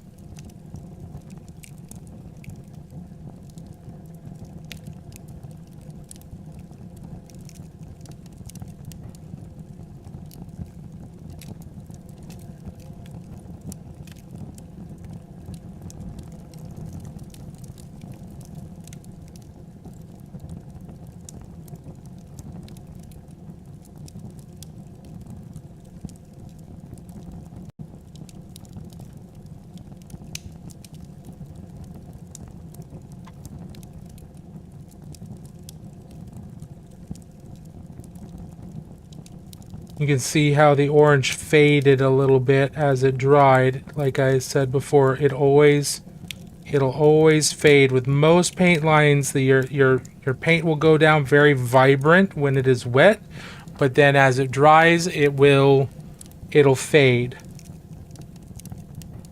So do expect that. I'll have to do some glazing. I'll have to do some glazing here to break up that harsh line there. But I need to let this dry. If I don't let this dry and I keep working that, it's gonna tear. Baggins. Nor is he early. He arrives Precisely what he means to. Herc Dad, thank you so much for the raid. Welcome on in. Forgive me. Forgiven Neanderthal. Oh, Neanderthal. Forgiven Neanderthal. Any tips for making large battle dioramas? Man, I don't have a whole lot. I have yet to tackle something like that. The way I would do it is I would make lots of sketches. I would make lots of sketches and do a lot of planning, because something big like that, you're trying to tell like a whole story, and it's not something that I would try to like just raw dog. I would need to do lots of planning for that. I do sketches and things like that for even small display plinths and things like that I'm doing, just because I feel like I need a plan before I do something that's kind of like major like that. So I also wouldn't, depending on how big it is, I wouldn't go really big. I'd do maybe like a small squad versus a small squad, because it's just a massive amount of work to do really big dioramas. And if you're asking for tips or things like that, it doesn't sound like you've done many in the past. Maybe I'm wrong, but I doing a huge one isn't a meal I would bite off personally for the first time. I need to snooze the ads here. Eric Dad, thank you so much for the raid. How are you doing? How was your stream? Welcome on in. Welcome in, everybody, from the raid. My name is Ryan, otherwise known as the Useless Wizard. We are hanging out here in my study here at the library of the Great Library of Magic. And we are painting some minis. We've got the fire roaring in the background. We're painting some minis, talking about all kinds of nerdy stuff and art and all kinds of different things. We did just have a community show-off where we had people share links to what they've been working on and what they've been painting, both in our Discord and the chat. If you have anything you'd like to show off or you'd like people to see, feel free to share. We are link-friendly as long as it is terms of service safe, Twitch terms of service safe.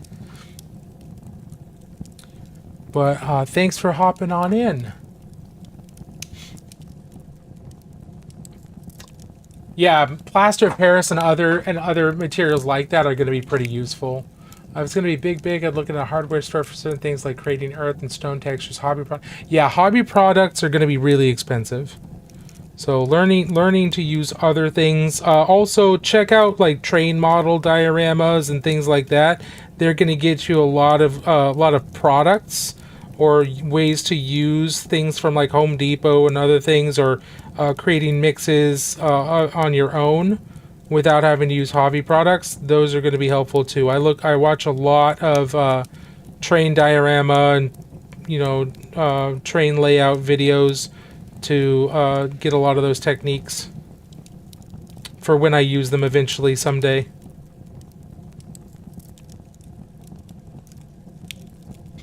Someday.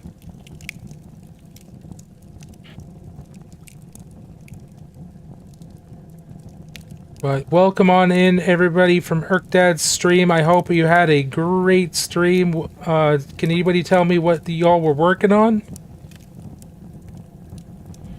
So I imagine Erkdad has gone off to decompress after stream, as many of us streamers do. It's time to either take pictures or use the bathroom or hydrate or just collapse into slumber after eating something. It's often what happens after streams, because streaming can be exhausting and then you're just tired at the end, and that's okay. He was painting a Mortarion. Ooh, very cool. Mortarion is a beast of a model. That is awesome.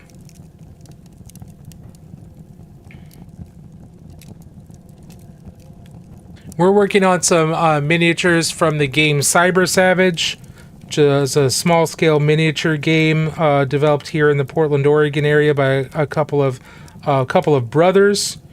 The idea behind Cyber Savage is it is a small-scale miniatures game that you can use just about any miniature you want with. The rules have all very flexible rule set for you to stat up your miniatures.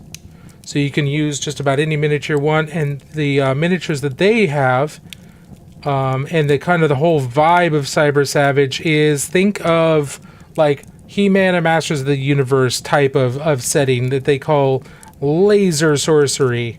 So you'll have heroes with magical swords, or with cultists with daggers, and going up against aliens with laser cannons, and any kind of mix thereof. If you're thinking about 90s cartoons like Thundercats and He-Man and things like that, that is the vibe. So we're painting up some solar matriarchs for Cyber Savage. Here are a couple of the other ones that we've been working on that are very close to being done.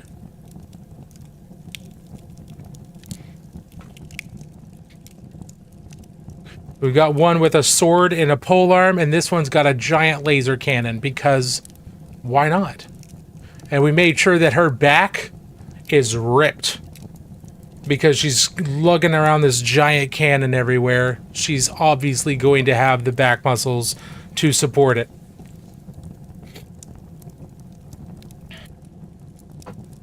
A Shadowrun skirmish game? I would keep your ear to the ground. I've heard tell of rumblings.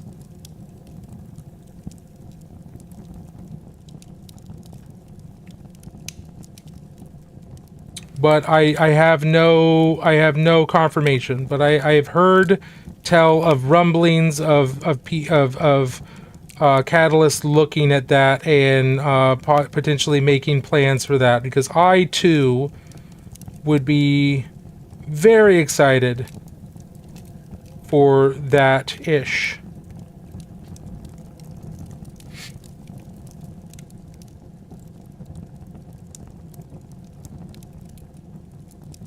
So I don't know where it is, or I don't know what state the talks are in or anything like that. I have simply heard rumblings, and my hope springs eternal.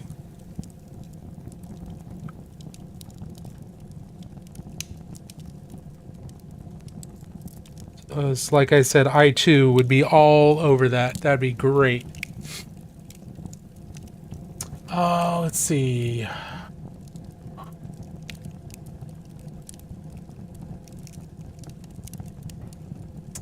Just finished a Nurgle-infested Mauler Fiend and Venom Crawler, which are magnetized. Nice. I love the laser sorcery vibe. Definitely doing that in my D&D campaign. That's awesome. Yeah, the laser sorcery vibe is a lot of fun. In fact, I had never really heard that particular term until they coined it for Cyber Savage. Then I Googled laser sorcery, and almost nothing comes up other than the Cyber Savage stuff. So, you know, I think it is a term that they very well may have coined, at least on the search engines, which I think is really cool. But it is a distinct vibe, and definitely gives some really cool creative direction for the feel of miniatures and things like that, and their paint jobs.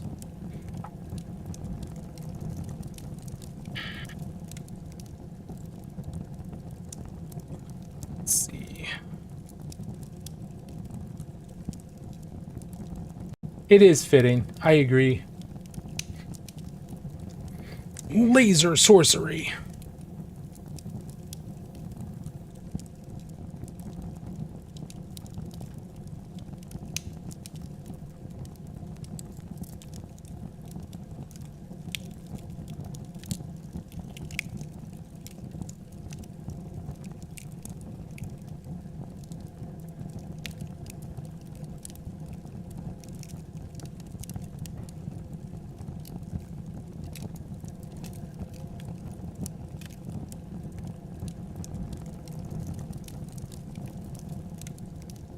I have not worked with orange a whole lot, so every paint and every hue kind of glazes a little bit differently. You gotta think about it in a little different way, the way the colors mix, things like that, just the way they visually mix. So this is gonna be a little slower, because I'm like, I'm not sure what I'm doing, but that's part of the learning process.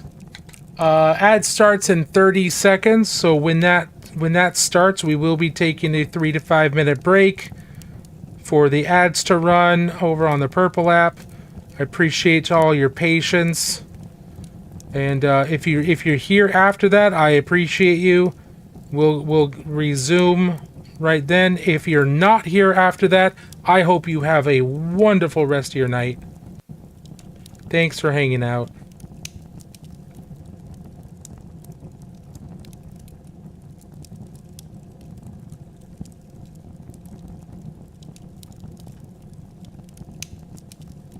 Welcome to the Great Library. That made me jump so loud.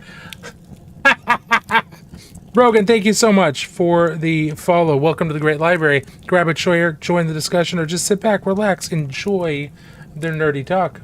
Whatever you choose. I'm happy you're here. But that made me jump. Did you guys see me jump there? Do you recommend a brush set for first-timers getting into the hobby? Yeah, an inexpensive one. Generally, Monument Hobbies has a good synthetic brush set. Game Envy also has decent synthetic brushes. I do recommend synthetics. But if you're not wanting to do either one of those, which is totally fine, you can go to any like Michaels, Freddy's, or anything like that and buy a set of Golden Taklon bristle brushes. Make sure they say Golden Taklon, because those have a decent tip and they're fairly stiff, so they'll snap back into their tip very easily, and they are inexpensive. I do not recommend most hobby brand brushes for right off the bat unless they're synthetics.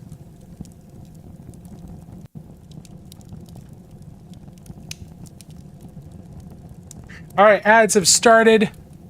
We're going to take a break here. We'll be back in about 3 minutes, maybe 5 minutes. Depends on how long it takes me to get water and say hi to my cat. But we will be right back.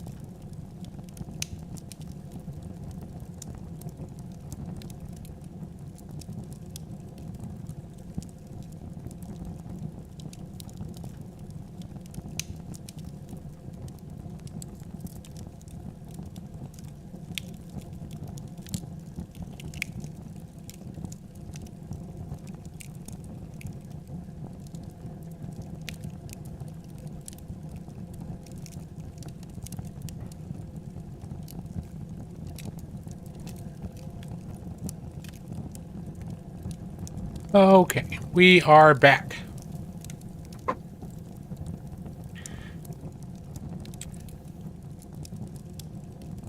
Yeah, Riles, if you're still here, feel free to throw a picture of the guy you've been working on in the Discord.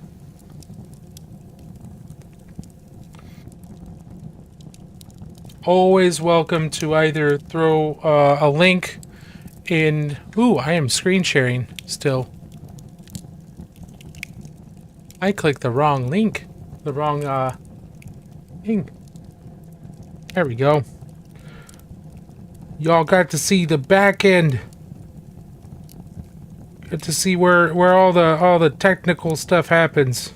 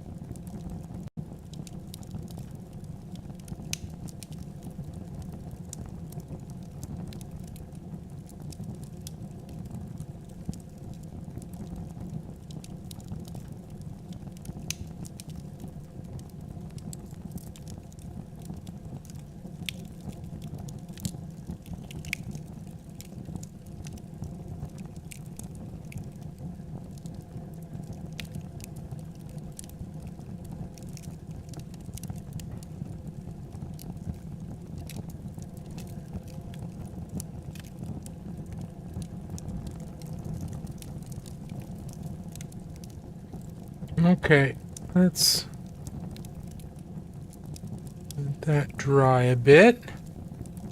I think that's looking pretty cool. Certainly more of a refining that needs to happen, obviously, but this is a good start to her overall coloration. I was worried that the orange might be a little too bright, but going over the burnt orange has really toned it down quite a bit. She's not a traffic cone orange. It's not that kind of reddish orange, which I think is going to be good.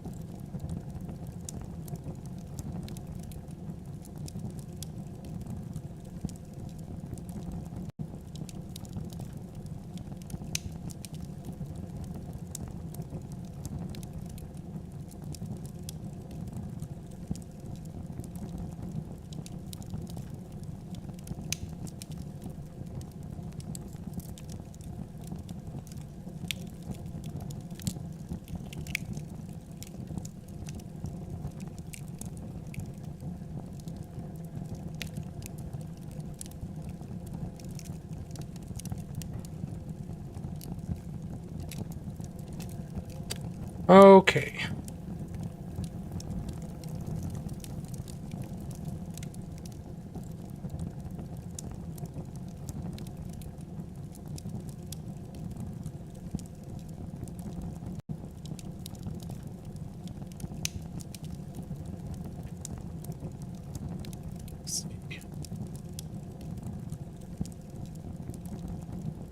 We're gonna go with a purple for her gun.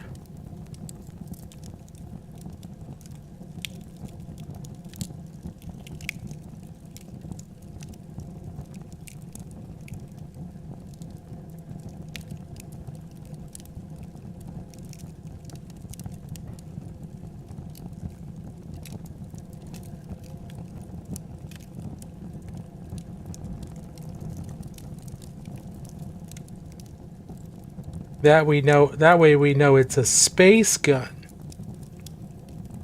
'Cause it's purple. And it contrasts against her armor pretty well.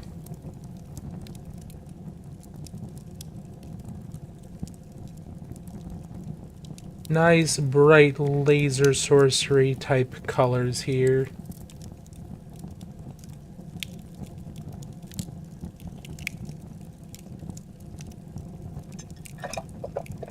The lighter one, it's just Pro Acryl Orange. So I base coated with burnt orange, and then we're going over with fairly light, thin layers of regular orange. And then any kind of like bright highlight, we're going to use Dark Worm Flesh from the Ninjon series.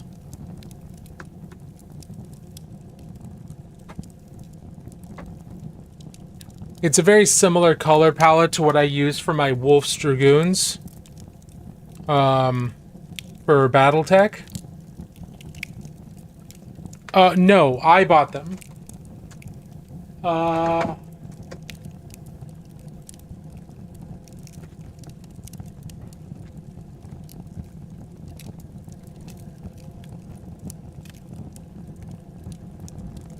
You can get these on Amazon.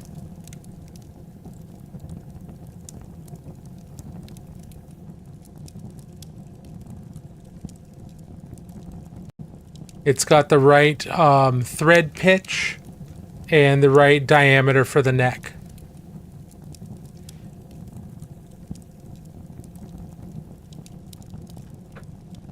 Yeah, I replace all of my dropper bottle tops with these. Mostly because that allows them to fit in a shallower set of drawers for my paints, as opposed to the really tall ones. Yeah, they also sell those flip top caps. So if you're getting, like, if you've got a small number of Pro Acryl bottles, or you're doing an order or something like that, you could just buy, you could just order those caps along with it. But I had a couple hundred, so I was gonna be converting everything. So I investigated and found those.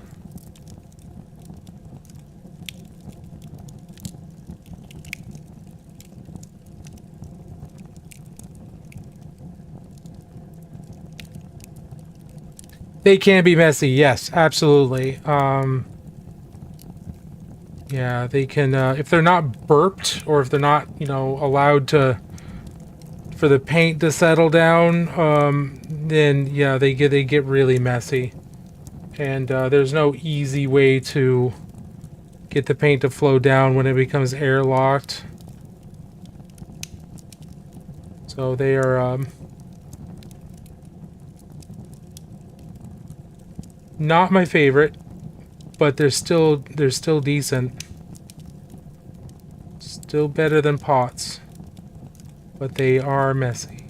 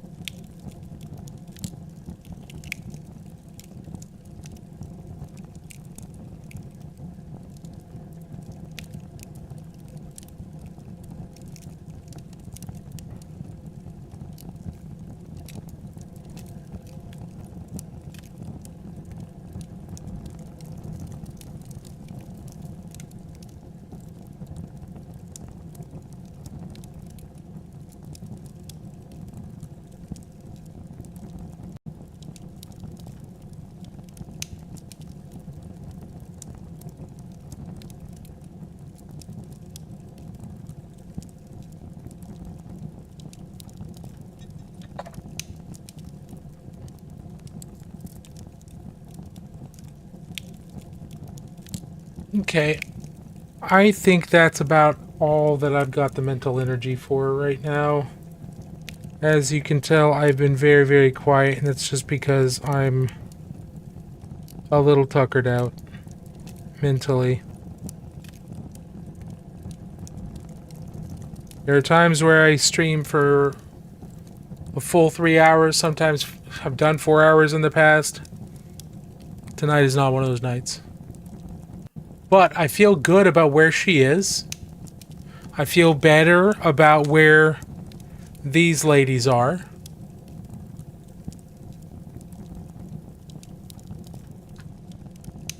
Well, I think we made some good progress. Definitely with the sharpening up some of the details, making her more readable. I think that's been a big bonus for those two, and I'm happy with where she's starting and where she's going to be, where she's headed to.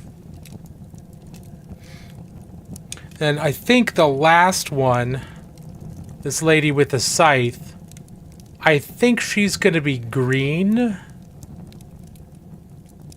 I think she's going to be like straight up green and probably a blue scythe. I think green with blue. I think that's going to be, those are going to be her colors. Because I like the idea of two being warm colors, and then two being for the primary colors being on the cooler side of things. I like that idea for the color schemes. Kind of balance them out a little bit. But yeah, I think we're in a good spot. Made some good progress. Thank y'all for being here tonight. I very much appreciate it. We're gonna go find someone on Twitch to raid out to, but for now, those of you on YouTube, thank you so much for hanging out. I very much appreciate it. Those of you who are on TikTok, thank you so much for hanging out. We will see you later. And Twitch.